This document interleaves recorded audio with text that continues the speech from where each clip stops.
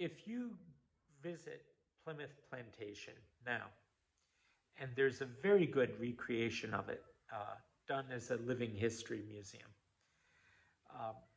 If you get a chance, go.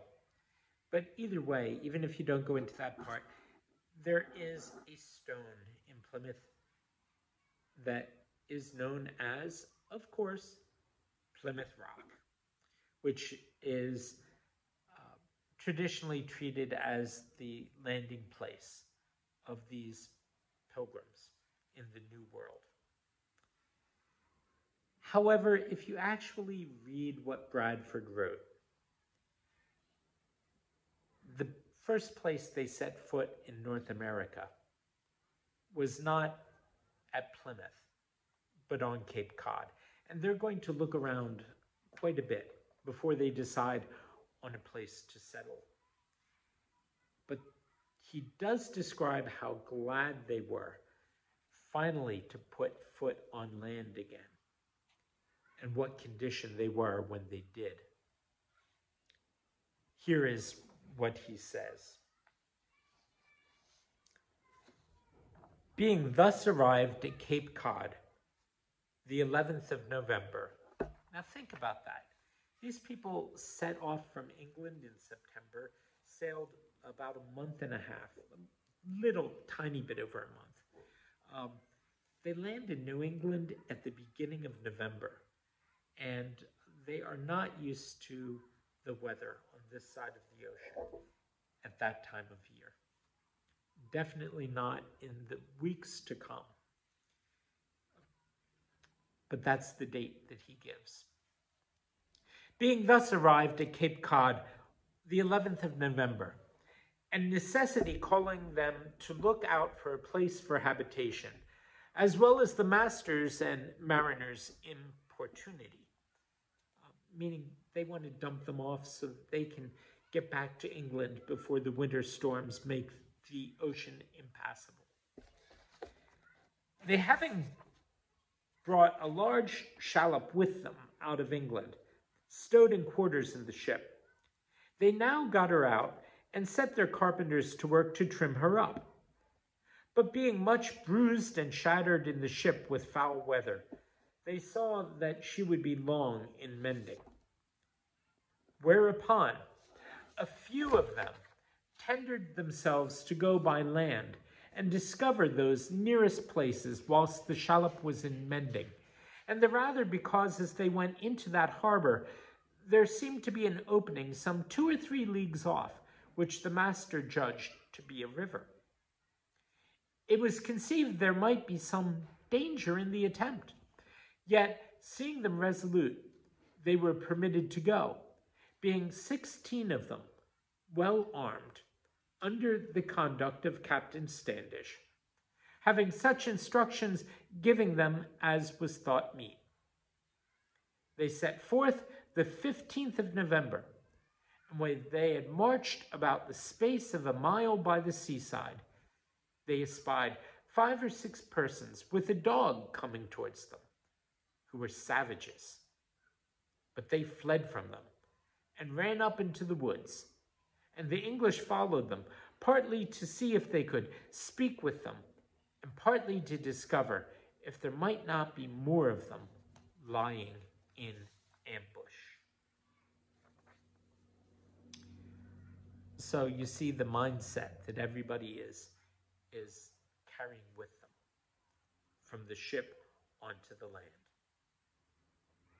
They're scared. They don't know where they are fully. They don't know what the land looks like. The sailors want to leave. The landing craft has been bounced around on the voyage. And when they do get to land, they see people and they don't know who they are, but they know they run away. And that doesn't seem like it's going to turn out well. But the Indians, seeing themselves thus followed, they again forsook the woods and ran away on the sands as hard as they could, so as they could not come near them. but followed them by the track of their feet sundry miles, and saw that they had come the same way. So, night coming on, they made their rendezvous and set out their sentinels and rested in quiet that night, and the next morning followed their track till they had headed a great creek, and so left the sands and turned another way into the woods. But they still followed them by guess, hoping to find their dwellings. But they soon lost both them and themselves, falling into such thickets as were ready to tear their clothes and armor in pieces, but were most distressed for want of drink. But at length they found water and refreshed themselves, being the first New England water they drunk of, and was now in their great thirst as pleasant unto them as wine or beer had been in foretimes. Afterwards they directed their course to come to the other shore, for they knew it was a neck of land they were to cross over, and so at length got to the seaside, and marched to this supposed river, and by the way found a pond of clear fresh water, and shortly after a good quantity of clear ground where the Indians had formerly set corn, and some of their graves. And proceeding further, they saw new stubble, where corn had been set the same year. Also, they found where lately a house had been, where some planks and a great kettle was remaining, and heaps of sand newly paddled with their hands, which they, digging up, found in them diverse fair Indian baskets filled with corn, and some in ears fair and good, of diverse colors, which seemed to them a very goodly sight, having never seen any such before. This was near the place of that supposed river they came to seek, unto which they went and found it to open itself into two arms with a high cliff of sand in the entrance, but more like to be creeks of salt water than any fresh, for aught they saw, and that there was good harborage for their shallop, leaving it further to be discovered by their shallop when she was ready. So their time limited them, being expired, they returned to the ship, lest they should be in fear of their safety, and took with them part of the corn, and buried up the rest, and so, like the men from Eshel, carried with them the fruits of the land, and showed their brethren, of which, in their return, they were marvelously glad, and their hearts encouraged. And so they compare themselves to the spies that Joshua sent out into the land of Canaan to see what was there before he and the children of Israel crossed into it.